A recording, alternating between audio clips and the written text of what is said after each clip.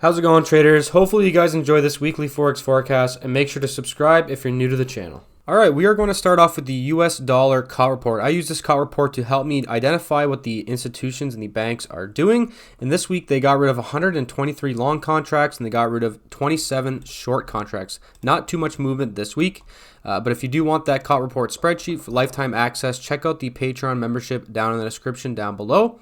But looking at the US dollar chart, we are clearly seeing this big red candle on the weekly chart here. It looks to me like we could possibly be pushing back down to that weekly demand. Now, if you look at the daily chart here, you can clearly see that we are reacting off of this daily supply. In last week's forecast, I did talk about how we needed to see this daily supply remove first before we get in long. Now, it was definitely okay to get in long regardless, but that would have been much safer to get that removed.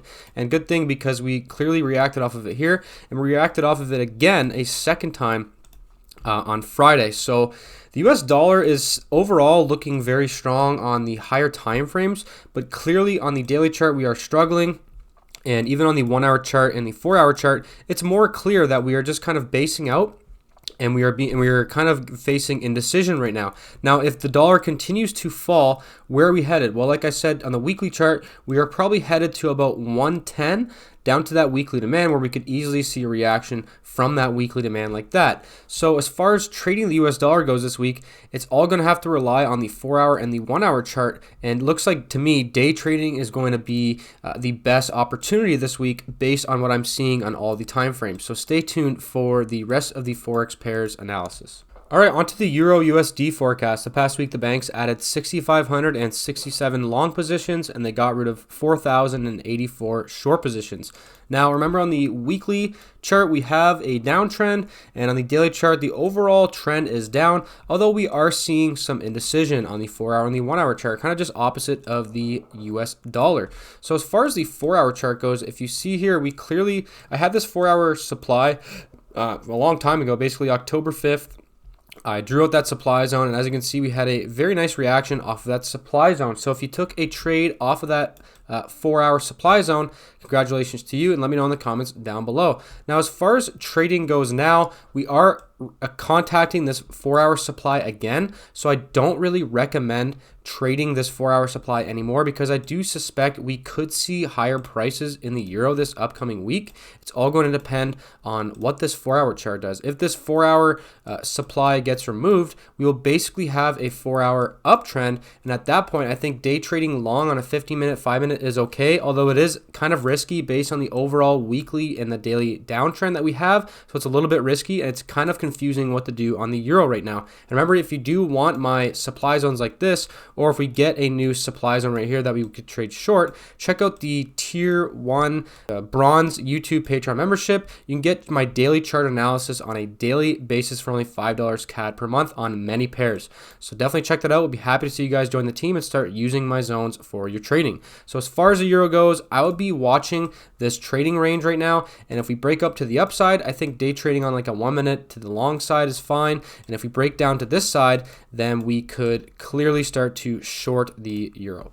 All right, looking at gold forecast. The past week, the banks got rid of 1,671 long positions and they added 15,793 short contracts. So as far as gold goes now, if you remember in last week's forecast, I said I did get long at this daily demand right here, and unfortunately I was stopped out at break even, no big deal. And the reason I moved it to break even because I didn't like how price was reacting here. I did suspect price was going to react off this trend line to the upside, but clearly I was wrong about that and price started to react downwards. But the good news, if you are bullish on gold, which I am long term, we are in a long-term demand zone where we are in a 3-month area of demand right now, reacting off of it in a 3-month uptrend. So to me, gold could definitely go up, in my opinion. It is risky to buy. This trade that I took was a risky position, but my targets were very, very high, so it was a large risk to reward trade that I tried to enter on. So as far as shorts go right now, I don't even recommend shorting based on the weekly demand we are in and inside of the 3-month demand we are in. That is why we are seeing gold start to push up on a few time frames here. Now, as far as longs go, I don't really recommend getting in long right now. On gold, I actually think that we should be looking for or waiting for a significant confirmation. And what that's going to look like is on this daily chart here. So what I would like to see is this trend line be removed and this supply zone. So if we can get something like that and we get daily demand right here, then we could start to look for a 1 hour confirmation trade coming off of that daily demand zone. So that would be the perfect confirmation trade long for gold. Now there are a few more options. Let's say on the 4 hour chart, we get something like this where we get a pretty clear, 4 hour uptrend with a clear peak and a clear valley, where we have a clear 4 hour uptrend. At that point, you could start to day trade 5-minute and 1-minute charts to the upside, and you could easily target like, I don't know, $1,700 an ounce, and I think that would be completely fine, but I would wait for that to happen first. So hopefully that all makes sense on gold. What I'm personally doing, I'm a swing trader, so I don't really like to day trade, so I'm just waiting for this daily confirmation on the daily chart before I start to apply my capital again, since my set and forget trade ended up being break even. All right, looking at the USDJPY forecast, the past week the banks added 17,377 long positions and they added 434 short positions. Now we did get a huge move down in the USD yen here, as you can see on the 4 hour and the 1 hour chart, and the move down was so aggressive into this daily demand zone that unfortunately it did wick through. There's not really much you could do about that. We almost contacted this daily demand, but unfortunately, it just ended up blowing right through based on whatever happened. So at the end of the day, we still have a very strong weekly and daily uptrend on the USD yen. We're just seeing a kind of a major hiccup here on the 1 hour and the 4 hour chart. So as far as getting in long now, it's a little risky. One thing I could say we could do, well, first of all, since price is basically at daily demand, you could technically be looking for a 1 hour confirmation trade, but the problem is this 1 hour chart, it's going to be very difficult to get a confirmation trade. So one thing I noticed here is that price reacted perfectly off of this 4 hour demand zone. Obviously, we blew through a few down here, but this 4 hour demand zone was more located near this daily demand. So that's why I think we are reacting off of that one. So what you could do from this time frame is start to look for a potential 15-minute confirmation trade coming off of that 4 hour area of demand. Now, it is a little risky based on kind of how that it was such a sharp move down. So over here on the 4 hour chart, I already noticed this 15-minute area of supply. So if we can get this supply removed like this, leaving us with 15-minute demand, that would be your 15-minute confirmation trade to the long side. And you might be asking, well, why are you trying to get in long? Well, the reason I'm trying to get in long is because we still have a weekly uptrend. So with that being said, I want to be getting in long only. So we have a strong weekly uptrend and even a daily uptrend, and we got a very nice pullback. So that is why I think looking for longs is the best idea. I wouldn't even consider shorting until we can get these two daily demand zones removed first. And then at that point, if you look at the weekly chart, if we get those daily demand zones removed, it would basically prove to me that we are probably going to pull back to this weekly demand at about 140. So those are my thoughts on the USDJPY. GBPUSD, the past week the banks got rid of 8,651 long positions and they also added 3,390 short positions. Now I did talk in last week's forecast that we were reacting off of this daily supply zone in a weekly downtrend. So I thought, in my opinion, that it was actually a decent area to potentially look for shorts. And one thing I actually just noticed right now is that we are actually reacting off of weekly supply as well. So that is very good news for the pound to the short side. Now we already did get a confirmation trade off of this. So if you don't know what confirmation trading is, this is what it is. We had daily demand right here, basically right around there, and we had price moving up, and as you can see, as soon as we hit this daily supply, we had daily supply right here, not daily demand.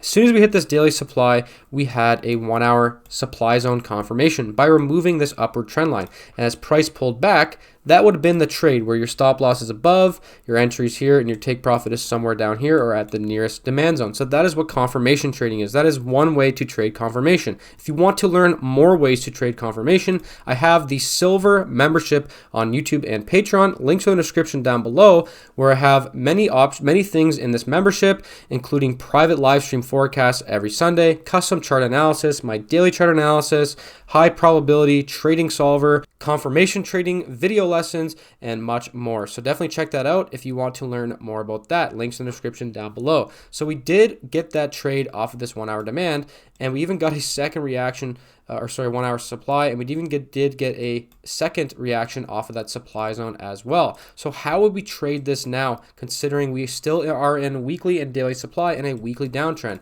Well, if you look at the 4-hour chart, we are currently being held up by this 4-hour demand zone right here. So to be very, very clear, for me to get in short, I would need to see this 4-hour demand removed, leaving us with 4-hour supply, and then I would look to potentially trade that 4-hour area of supply. Now, it's very possible the US dollar continues to fall, which would mean that the pound continues to go up, so we'll have to keep an eye on that. If we do see this high removed, we will have the ability to draw a 4-hour uptrend, and at that point, I would be a little bit nervous trying to get in short on the pound based on the strength of the 4-hour chart. So in my opinion, we are either going to wait for this high to be removed to continue to trade to the upside with the pound on a 5-minute or a 1-minute chart, or to the downside, we need to see this 4-hour demand removed first before we just get in short on the GBPUSD. But remember, we are reacting off of weekly supply in a very, very strong weekly downtrend.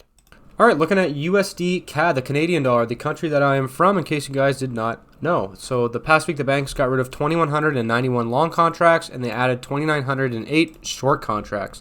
Now, looking at the weekly chart here, we are clearly reacting off of my weekly supply zone, and that is why I think we are seeing the down move in the USDCAD. The next question we have to ask is, where are we pulling back into? Well, if you look at a daily chart here, you can clearly see, in my opinion, we are probably pulling back to this daily demand zone at about 1.352. Now, this daily demand has been tested once before, so to trade long in this area is a little risky based on this zone being tested. So if price does, but the other factor of that is that we have a very strong weekly and daily uptrend. So I think looking for longs in this area is okay, but confirmation will certainly be needed, and that confirmation is going to be on a 4-hour chart, kind of just based on my knowledge of supply and demand. 4-hour confirmation is the safest bet to do in that area. But let's say this demand gets broken like that. The next question at that point is, where's price headed? Oh, and by the way, if price does break this daily demand, at that point we will have a very strong 4-hour and 1-hour downtrend. So you could look to day trade short on a 15-minute, 5-minute, or a 1-minute chart. And then we have to ask ourselves, where is price headed? Well, if you look on my highest time frame here on the weekly chart, I think price could easily be headed to this weekly demand at about 1.317. And at that point, I will switch to long bias and start to look for a dip buy long in that weekly demand. So if you do get in short on a day trading time frame, I think targets down to 1.317 is definitely possible, but I would definitely look to take profits at this daily demand as well. And hopefully all that makes sense on the USDCAD. I very much hope that we do pull back to this weekly demand, because that would just be a fantastic dip buying opportunity on USDCAD. All right, on to the Aussie US dollar. The past week, the banks added 3,721 long positions, and they added 7,800 short positions. Now on the Aussie dollar, kind of like the pound and a lot of the other pairs, we do have a weekly and daily downtrend, but as you can see, we clearly are reacting off of this daily demand zone. That's why we are kind of seeing kind of a hiccup to the downside on the Aussie dollar. So as far as trading this one goes now, I'm not 100% sure what to do in this. Getting in short right now is a little bit risky, since there are no higher time frame areas of supply here that we could be basing our trade off of. So to be very, very clear, to trade short, I would need to see this 4-hour demand zone remove first before we get in short, just to prove to us that this 4-hour momentum to the upside we are seeing will fail. And at that point, I think shorting is the safest bet. Now, as far as trading long goes, I think it's a little risky. I just want to say I'm not recommending this at all, because we do have a weekly and the daily downtrend. So getting in long is very, very risky. But on the 1-hour chart, I am seeing a few little 1-hour demand zones. So if you want, you could look for 5-minute confirmation trades to the long side coming off of this area of demand or this area of 1-hour demand. I think that would be fine. But like I said, 5-minute confirmation to the long side will certainly be needed. I cannot stress that enough. Based on the downtrends on the higher time frames, we will need that extra confirmation before we get in long. So hopefully that makes sense on the Aussie dollar. Other than that, I'm not seeing a whole lot. I personally would rather be shorting this based on the weekly and the daily downtrends, but I just need to see evidence first that those downtrends are going to continue. All right, looking at the USDCHF, the Swiss franc forecast. The past week, the banks added 2,747 long contracts and they added 1,551 short contracts. Now, a little bit of a confusing chart, although we do have a weekly uptrend and a daily uptrend. But just like all the other US dollar pairs, we are kind of starting to see the price move down on the lower time frames. So in my opinion, I don't think I'd be trading this one right now. What I would be waiting for is for this daily demand to be hit on the USD Swiss, something like this, where we get the pullback and we look to get in long down at this area of 1 hour demand. Although this demand is very, very poor quality, I think that's pretty much the only option right now. Although we do have a 4 hour uptrend, if we can see this 4 hour uptrend start to continue up, we break this 1 hour supply, then at that point, I think getting in long is a little bit safer, but clearly we are starting to see price start to shift down. So in my opinion, it's a little bit risky to just hop in long right now. So if you're looking to short, if you do suspect the US dollar is going to continue to go down, there is this 1 hour demand supply zone right here. You could look to trade a 5-minute confirmation trade off of, although I don't really think it's a fantastic idea. I just wanted to point that out. So with that being said, weekly uptrends, daily uptrends, even a 4 hour uptrend still, but price is just very, very choppy right now. So I am definitely not in love with USD Swiss. It's definitely not on my watch list for this week. All right, last but not least, we are going to look at crude oil. The past week, the banks got rid of 9,049 long positions and they got rid of 1,374 short positions. Now, in the last couple forecasts, I talked about how I am looking for longs in oil. I have not gotten long yet.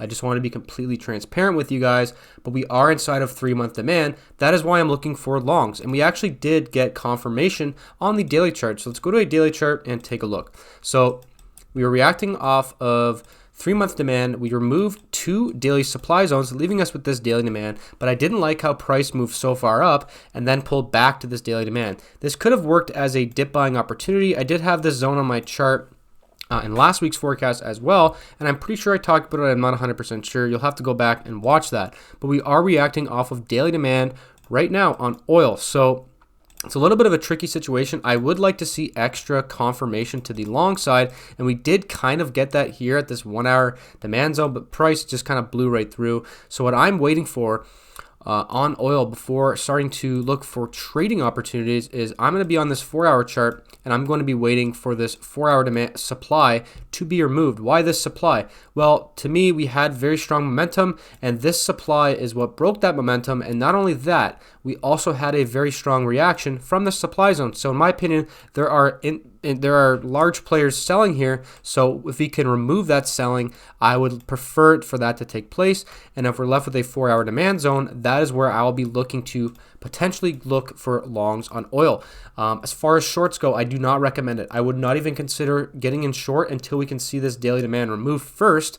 And I actually think longs are probably going to work out just based on my macro chart analysis. Like I said, we are in 3-month demand on oil right now. So that is why I believe it's going to go up based on my macro analysis. I just need to start to see the 4 hour start to potentially trend up again before I start to apply my capital long. Hopefully you guys found this weekly Forex forecast helpful. If you did, make sure to let me know in the comments down below. Leave a like and check out the Patreon or YouTube membership if you need help finding your supply and demand zones. It's only $5 CAD per month.